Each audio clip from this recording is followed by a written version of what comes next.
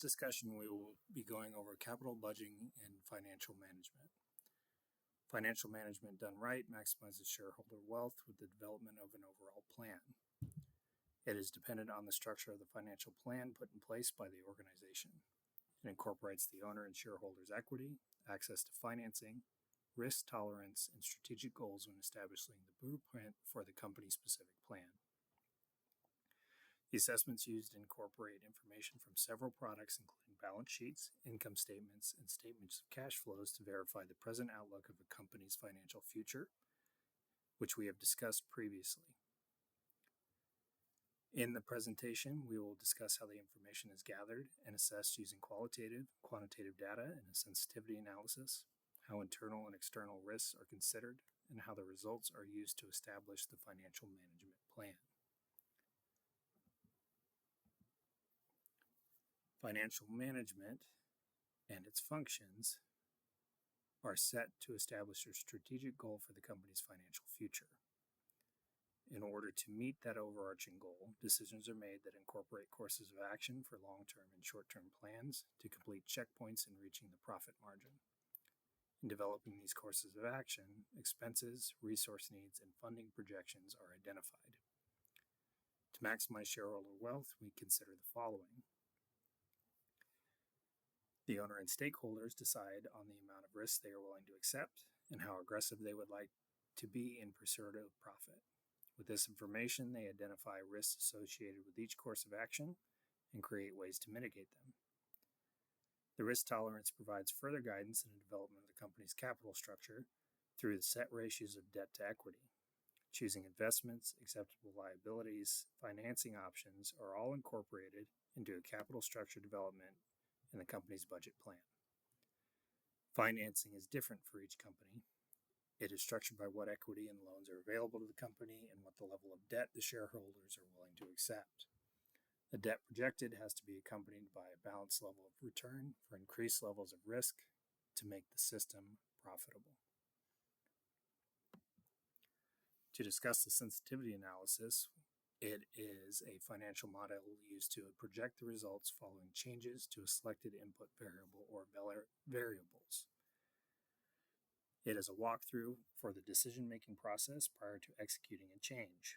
It gives the company's stakeholders a chance to look at projections, assess course of action, and make informed decisions.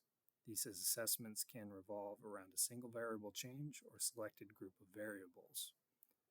A couple of common examples are the interest rate and the demand as change variables. A change to the interest rate by deliberate action or in response to the market can have a significant change to the value of the company's stock. Taking the opportunity to assess how a change in the interest rate will affect the net present value before the change happens can reduce the impact of the change. For the interest rate, changes that are not voluntary, this can significantly reduce the response time and improve mitigation strategies. Another common analysis is to consider the impacts of increased demand for a product. While on the face this appears to be a positive outlook, it is important to remember that increased demand also means increased supply costs. Increased supply costs can encompass transportation, storage, lead time, and potential production snags. This analysis is for a change to one variable, but it impacts many outputs. Going further, we would discuss the qualitative nature of the analysis. This focuses on the likelihood of risks and how they may impact the company's financial strategy. You can validate the effectiveness of a sensitivity analysis by assessing all aspects of variable change. We would start with the most likely variables to change and the ones that, if changed, will create the most impact, whether bad or good results. After these assessments, work your way through the variable that impact the shareholders' wealth and the company's bottom line. We create scenarios that call for a single variable change and set of multiple variable changes. One scenario that is very effective is to change all variables to the most likely presentation, creating the base outputs to compare all other scenarios to. This provides validity to the results. When all scenarios are run, assess the results to identify any risks to the selected courses of action and begin the mitigation of those risks. Mitigating the risks will allow for a much riskier course of action to be taken that has the highest expected return as opposed to choosing a lower return with less risk. Switching to quantitative data, we'd focus on the numbers of the assessments being made to provide exact effects of variable change. If the analysis is done without forethought, the process can take a significant amount of time. Identifying key inputs that have the most impact on the company's financial future will be highly beneficial and far more efficient. When creating the assessments, make sure to consider the realism of your variable change, how likely they are, and how much of a change is reasonable to expect. Create control models when making changes for your variables to validate results, and change one variable at a time to reduce the likelihood of misinterpretation and allow for specific effects to be tied to specific changes. Capital budgeting is the analysis of major investments, purchases over the life of the investment for financial viability. It forecasts the risks of each major financial decision to avoid frivolous expenditure in support of the goal of maximized shareholder profits. The risk analysis starts internally with the identification of risks associated with how changes impact the company's assets and liabilities.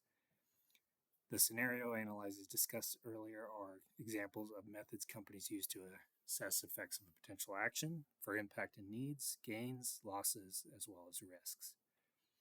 The risk-adjusted discount rate is another method that directly relates to the level of risk through the counter use of discount rates. Higher risk equals a higher discount rate, resulting in the reduction of the company's present value.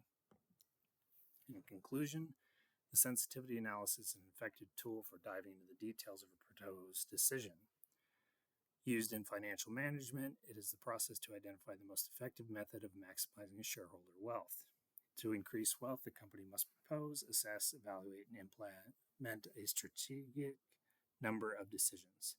To identify the decisions that resonate with the company financial strategic goals, several tools are used.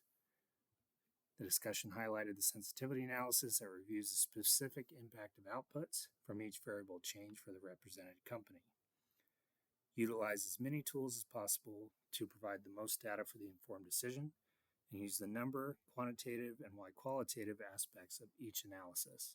Keep in mind that not all changes matter as much as others, and ensure that the company is abreast of internal changes, ones that can be controlled, and market changes, ones that must be reacted to in order to effectively assess risks and plan for contingencies.